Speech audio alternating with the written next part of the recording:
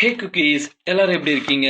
இன்னைக்கு நம்மளோட வீடியோல எதை பத்தி பார்க்க போறோம்னா, ரெக்கார்ட் ஆஃப் ராக்னராக் அப்படின்ற அனிமே சீரிஸ் உடைய சீசன் 2 ஓட எபிசோட் 7 தான் இன்னைக்கு நம்மளோட வீடியோல பார்க்க போறோம். ஸோ இதுக்கு முன்னாடி நம்மளோட சேனல் குக்கிலேக்கு நீங்க சப்ஸ்கிரைப் பண்ணாம இருக்கீங்கன்னா மறக்காம சப்ஸ்கிரைப் பண்ணிடுங்க. பக்கத்துல இருக்க பெல் ஐக்கானையும் பிரஸ் பண்ணிடுங்க. உங்களுக்கு இந்த வீடியோ பிடிக்கும்னு நம்பிக்கையில தான் சொல்றேன். மறக்காம ஒரு லைக்கை போட்டுடுங்க. ஸோ வெல்கம் டு குக்கிலேக்கி. இந்த எபிசோட் ஆரம்பிக்கும் போது சிவன் வேற லெவல்ல ஸ்டிச் பண்ணிக்கிட்டு ஃபைட்டுக்காக ரெடியா இருக்காருங்க.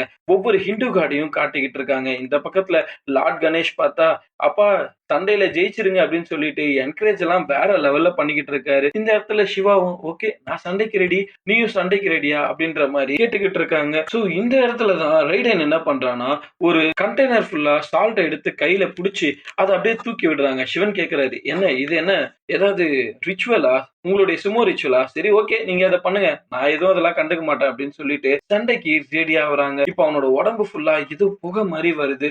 இப்போ ரைடன் சுமோ ஃபைட்டுக்கு ரெடி ஆயிட்டான். சிவன் கொஞ்சம் சுதாரிக்கிறதுக்குள்ளேயே ரைடன் வேற லெவல் ஃபாஸ்டா வந்து சிவனோட முகத்திலேயே ஃபர்ஸ்ட் அட்டாக்க விடுறான். செம்மையான ஒரு கிக்குங்க.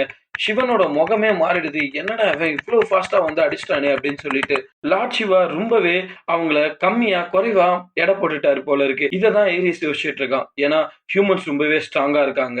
சிவா நீ அவங்கள ரொம்பவே குறைவா எடை போடாத, ஏன்னா அங்க தோத்தது ஹெர்குல்ஸ் அப்படின்ற மாதிரி பேசுறாங்க. ஃபர்ஸ்ட் அடியிலேயே சிவனோட மூக்குல இருந்து ரத்தமே வர ஆரம்பிச்சிருச்சு. ஆனா தலைவர் என்ன சொல்றாருன்னா, இது ஒன்னும் ரொம்ப மொக்கன்லாம் சொல்ல மாட்டேன், ஓரளவுக்கு நீ ஒரு நல்ல ஃபைட்டரா இருப்ப போல இருக்கு அப்படின்னு சொல்லிக்கிட்டே சண்டை ஆரம்பிக்கிறதுக்குள்ள வேற லெவல் ஃபாஸ்டா ரைடன் அட்டாக்க கொடுக்க ஆரம்பிக்கிறான். ஓ நீ உண்மையிலே கொஞ்சம் ஸ்ட்ராங்கா தான் இருப்ப போலே அப்படின்னு சிவன் சிரிச்சுக்கிட்டே பேசிக்கிட்டு அடி வாங்கிக்கிட்டே இருக்காருங்க.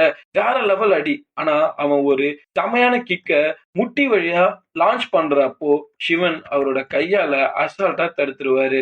ஓ நீ நிறைய விஷயத்த கத்துக்கணும் அப்படின்னு சொல்லிட்டு இப்பதான் சிவா அவருடைய பவரை யூஸ் பண்ணி அட்டாக் பண்ண ஆரம்பிக்கிறாரு. வேற லெவல்ல அவருடைய 4 கையை யூஸ் பண்ணி செம்ம அடி அடிக்கிறாரு. வாவ் நீ உண்மையிலேயே சூப்பரா சண்டை போடுற, நீ நல்லாவே ஆடுற, இன்னும் கொஞ்சம் நல்லாவே பண்ண ஆரம்பி அப்படின்னு சொல்லிட்டு அவர் சிரிச்சுக்கிட்டு கையெல்லாம் தட்டிக்கிட்டு இவனை ரொம்பவே காமெடியா ஃபன் பண்ணிக்கிட்டு இருக்காரு.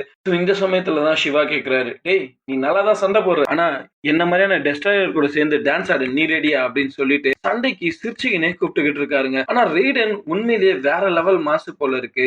ரெய்டனுடைய ஸ்டோரியை இப்ப சொல்ல ஆரம்பிக்கிறாங்க. ஒரு குழந்தை சின்ன குழந்தையா பிறந்ததுல இருந்து எழுந்திருக்கவே முடியல அந்த குழந்தையால. ஏன்னா அந்த குழந்தைக்கு நல்ல மசில் இருக்கு. அந்த குழந்தையோட மசிலுடைய பவர் தாங்க முடியாம போனெல்லாம் உடைச்சுக்கிட்டு கீழே விழுந்துடுறாங்க. அந்த குழந்தை ஃபர்ஸ்ட் டைம் ரொம்ப வயசுக்கு அப்புறம் தான் எழுந்திருச்சு தவழ்ந்து நிக்கவே ஆரம்பிச்சான். அவன் எழுந்திருச்சு கொஞ்சமா நடக்க ஆரம்பிச்ச உடனே அவனுடைய எலும்பெல்லாம் உடைஞ்சு அங்கேயே கீழே விழுந்துடுறாங்க. அவனோட முகையெல்லாம் அப்படியே சிவப்பா மாறுது. அவனுடைய மசில்ஸ் எல்லாம் ரொம்ப ஸ்ட்ராங்காவும் கிராப்பாவும் ஆகுதுங்க. ஸோ அந்த குழந்தை டெய்லி உயிருக்கு போராடிக்கிட்டு தான் இருக்கு. அவனுடைய மசில்ஸ் ரொம்ப அதிகமா growth ஆகி அவனோட எலும்பெல்லாம் உடைக்குதுங்க. யோசிச்சு பாருங்களேன், ஒரு 3-4 வயசு குழந்தை தான். அந்த வயசுல அவ்வளவு பெரிய பெயின் அந்த குழந்தை தாங்குங்க. ஆனா அப்ப கூட அந்த குழந்தை அவனுடைய முயற்சியை விடவே விடாது. நான் நவுருவேன், நான் நடப்பேன் அப்படின்னு சொல்லிட்டு விடாம ட்ரை பண்ணிக்கிட்டே இருப்பான். ஒவ்வொரு வாட்டி ட்ரை பண்ணும் போதெல்லாம் அவனோட கையை உடையும், கால் உடையும், எலும்பு உடையும், அவனுடைய தசை முழுக்க வளர்ந்துகிட்டே இருக்கும். அந்த பையன் எப்படியாச்சும் என்னுடைய ஸ்ட்ரென்த்தை நான் சப்ரஸ் பண்ணியே ஆகணும், நான் எழுந்திருச்சு நிக்கணும் அப்படின்னு சொல்லிட்டு எவ்வளவு அடி பட்டாலும் உடம்புல இருக்க எல்லா எலும்பும் உடைஞ்சாலும் எழுந்திருச்சு நின்னுகிட்டே இருக்காங்க. அவனை பார்க்கும் போதே ரொம்ப மான்ஸ்டர்ஸா இருக்கு. அப்பதான் அவனுக்கு ஒரு சீலிங் ஒண்ணு பண்ணிருக்காங்க. அந்த சீலிங் தான் த 100 சீல். அந்த சீலிங்கை யூஸ் பண்ணி அவனோட முழு சக்தியுமே அந்த சீல்குள்ள மறைச்சு வச்சிருக்காங்க. இப்போ அவன் முழு பவர்ல சண்டை போடலாம். ஏன்னா அவனோட உடம்புக்குள்ளதான் இப்போ ஒரு வால்கீரி இருக்காங்கல்ல.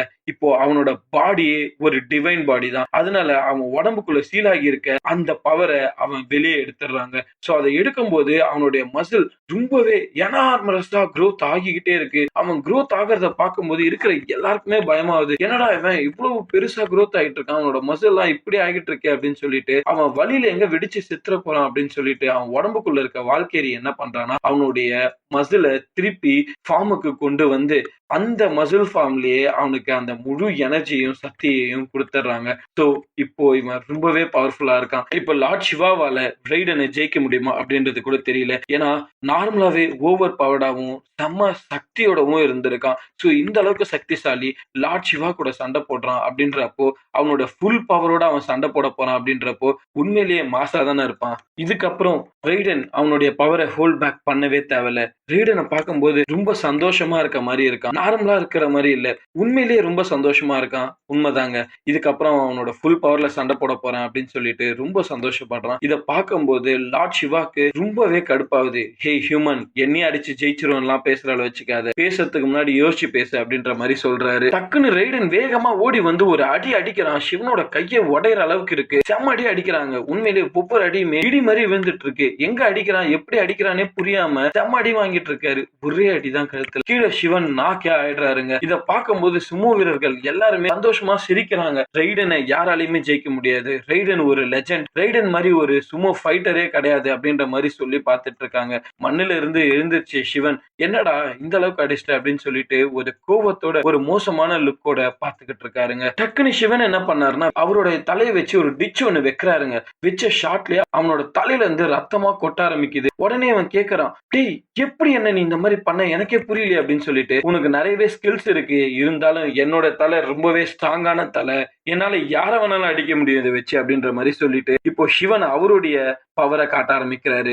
வேற லெவல் அட்டாக். ஒவ்வொரு அடியும் இப்போ இடி மாதிரி ரெய்டனுக்கு விழுது. அந்த சுமோ ஃபைட்டர்ஸ் எல்லாருமே பயப்படுறாங்க. என்ன ரெய்டனை இந்த அடி அடிக்கிறாரு, ரெய்டனால இந்த அடியை தாங்க முடியுமா அப்படின்றதே தெரியலங்க. ஆனா ரெய்டன் இப்பதான் சொல்றான், நீ என் கூட சண்டை போட்டதெல்லாம் ஓகே தான், ஆனா நானும் பெரிய பலசாலி தான் அப்படின்னு சொல்லிட்டு அவனோட பவரை அகைன் அவன் ரிலீஸ் பண்ண ஆரம்பிக்கிறான். சோ சிவனோட ஒரு கையை பிடிச்சிக்கிட்டான். அதனால என்ன பண்றான்னா டக்குன்னு அவருடைய கையை பிடிச்சி ஒரு கையையே உடைச்சு எடுத்துடுறாங்க. சோ சிவன் அந்த இடத்துல அங்க இருந்து எஸ்கேப் பண்ணதே பெரிய விஷயம். அப்பதான் எல்லாருக்குமே ஒண்ணுமே புரியல, எப்படி சிவனோட கையை அவனால முறிக்கையே உடைக்க முடிஞ்சது அப்படின்னு சொல்லிட்டு. ஏன்னா அவன் ஒரு நார்மலான ஹியூமன் தானே அப்படின்னு சொல்லிட்டு இப்பதான் இவனுடைய டிவைன் பவரை பத்தி எல்லார்ட்டையும் எக்ஸ்பிளைனே பண்றாங்க. இவனோட முழு பாடியுமே இப்ப டிவைன் பாடியா மாறிடுச்சு. ஏன்னா இவனுடைய உடம்புக்குள்ளேயே அந்த வால்கேரி டிவைன் பாடியா இவனை மாத்தி விட்டுருச்சுங்க. சோ அவனுக்கு எப்ப தேவைப்படுதோ அந்த இடத்துல அவனோட மசில க்ரோத் பண்ணி அப்படியே அவனோட மசில பவர் அப் பண்ணியும் பவர் லோ பண்ணியும் சண்டை போட முடியுது. சோ இந்த சமயத்துல தாங்க மத்த எல்லா காட்ஸுமே வேண்டிக்கிறாங்க, காட் சிவா ஜெயிக்கணும் அப்படின்னு சொல்லிட்டு கடவுளே கடவுள் கிட்ட வேண்டுறாங்க. என்ன இது வித்தியாசமா இருக்குல்ல. ஆனா இந்த சமயத்துல ஒவ்வொரு கடவுளுமே லார்ட் பிரம்மா, விஷ்ணு இவங்க எல்லாருமே சிவா நீ ஜெயிச்சிருவ எங்களுக்கு தெரியும் அப்படின்னு சொல்லிட்டு இவங்க எல்லாருமே சிவனை என்கரேஜ் பண்ணிக்கிட்டு இருக்காங்க. சிவா இப்பதான் யோசிச்சுட்டு இருக்காரு, நான் ஹிந்து காடோடைய நம்பர் 1 காட், நான் இந்த போட்டியில கண்டிப்பா ஜெயிச்சே ஆகணும், உனக்கு பிடிக்குதோ இல்லையோ ஆனா நான் ஜெயிப்பேன் அப்படின்னு சொல்லிட்டு சிவன் அவருடைய கையை மேல் நோக்கி உயர்த்துறாருங்க. ஆனா அப்படி அவர் கையை உயர்த்தி சண்டை போட போனா கூட செம்ம அடி வாங்குறாருங்க. சுத்தி சுத்தி அடிக்க போறாரே தவிர ஒரு அடி கூட ரெய்டன் மேல படவே இல்லை. அப்பவும் அவரு ரொம்ப ஃப்ரீயா நின்னு அடி மட்டுமே தான் வாங்கிட்டு இருக்காரு. ஆனா என்னாச்சுன்னு தெரியல, ஒரு அடி வாங்கின அடுத்த செகண்டே வேற லெவல்ல அடி அடிக்கிறாருங்க.